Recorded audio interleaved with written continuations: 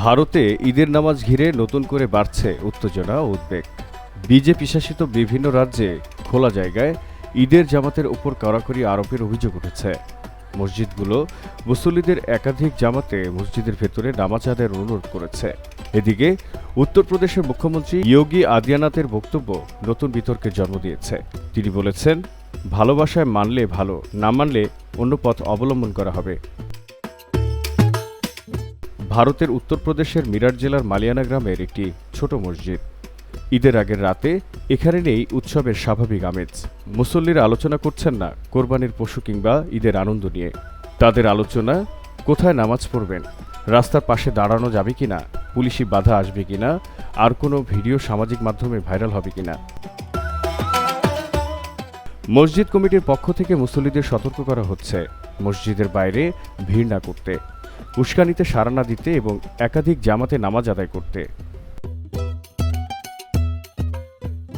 স্থানীয় মুসলমানদের অভিযোগ, গত বছর খোলা জায়গায় নামাজ আদায়ের কারণে অনেকের বিরুদ্ধে মামলা করা হয়েছিল। কোথাও কোথাও বাড়িঘর ভাঙার ঘটনা ঘটেছে বলে দাবি করা হচ্ছে। 2014 সালের নরেন্দ্র মোদী ক্ষমতায় আসার পর থেকেই উগ্র হিন্দুত্ববাদী সংগঠনগুলো প্রকাশ্যে মুসলমানদের উন্মুক্ত স্থানে নামাজের বিরোধিতা করে আসছে।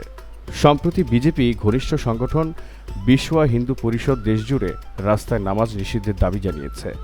তাদের দাবি, এটি মুসলমানদের শক্তি প্রদর্শন। তবে মুসলিম সম্প্রদায়ের দাবি, অধিকাংশ শহরে মসজিদ ও ঈদগাহে পর্যাপ্ত জায়গা না থাকায় খোলা স্থানে নামাজ পড়া দীর্ঘদিনের বাস্তবতা।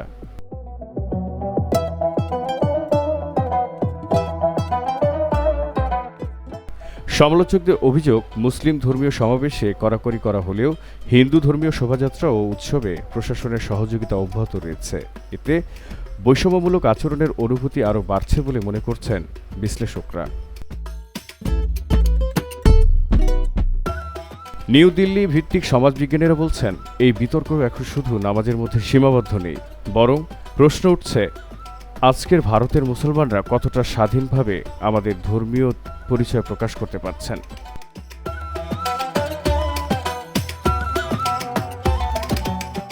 তবে উদ্বেগের মাঝেও ঈদের প্রস্তুতি থেমে নেই। বাজারে ভিড় করছেন মানুষ, শিশুরা কিনছেন নতুন পোশাক, মসজিদে চলছে শেষ মুহূর্তের প্রস্তুতি।